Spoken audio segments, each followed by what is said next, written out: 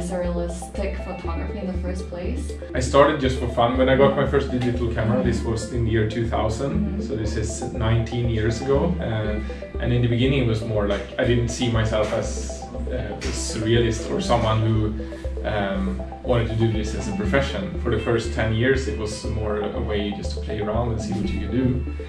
And over time, I guess, as I started doing these pictures, started posting them online, I noticed that people seem to actually like this. It pushed me to see if I can try to make it even more realistic and do even more crazy projects. And over time it became a job, I guess. Do you record the ideas like on a notebook to try to remember? Yeah, I usually, it always starts with a very simple note. It's like, it can be on a piece of paper or even on the phone if I don't have something with me.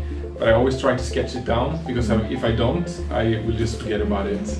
So yeah, it starts with a sketch, then I try to photograph the parts that I know. You know, some of the situations, if they happened in real life, it would become like almost tragic. Like there is one photograph of a man just like walking off a cliff. Do you want like this situation in your works to happen? I think it's more about the symbolism sometimes in the works as well. With a man walking off with a balloon in his hand. It's a little bit more, it's called leap of faith, and it's more about wanting to like being able to take that step, to like dare to do it, even if it seems dangerous and you don't know what will happen.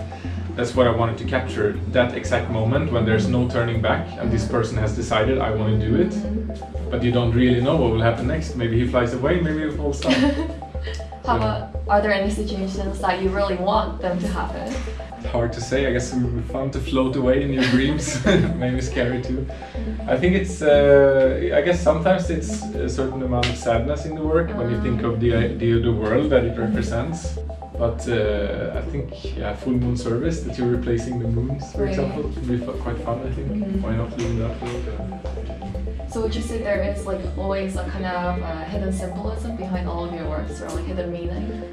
Usually, since I spend so long time on each story that I want to tell with these pictures, I want it to feel important to me also. It can sometimes be a more personal story, and sometimes it's more like a general thing, an idea about like how we as humans just use up our resources without really thinking about it, or to go your own way or do something on your own.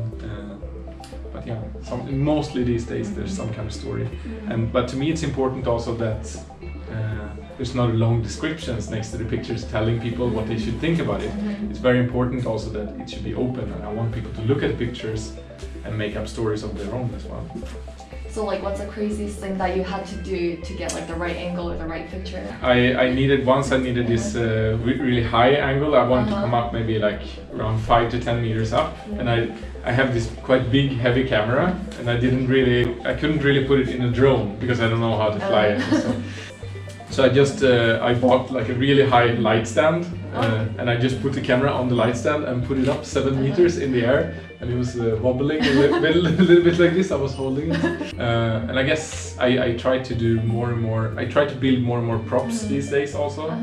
I have this like giant tweezer that I built for this one image. It's like 1.5 meter big aluminium. Yeah, I saw it. It's like the first time that you're showing it in this exhibition, right? Yeah. It's even it's an unpublished work, and I also thought it would be fun to actually bring the prop. I'm trying these days more and more to use props and real world, like real objects, because I think it's easier for the model to interact with it, and I think in the end it looks more realistic as well. Yeah, you usually have like at least one model in a picture.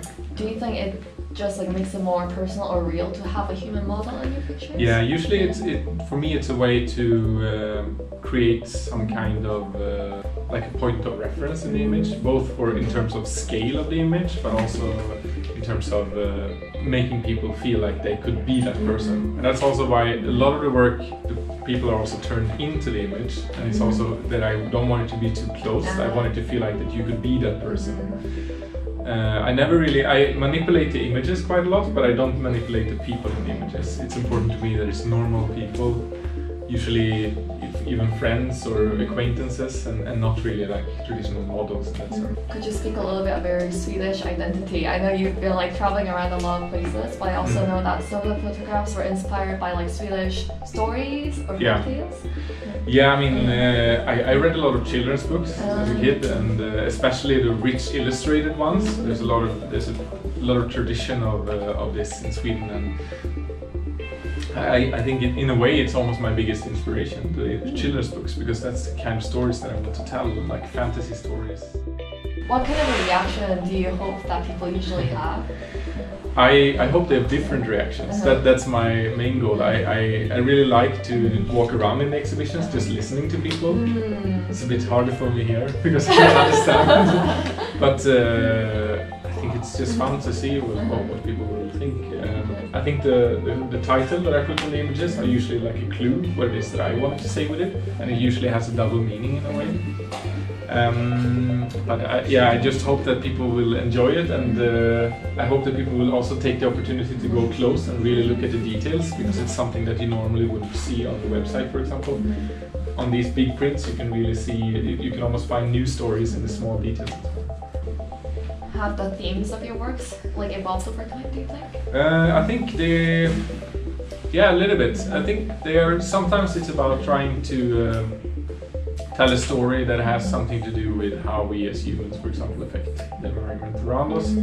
But sometimes it can also be about trying to put some magic back into the world, because I think it's a problem these days that we live in a world where everything can be explained, and I think we just need some magic, unexplainable magic, or like thinking of the world in a more silly way, like children would do.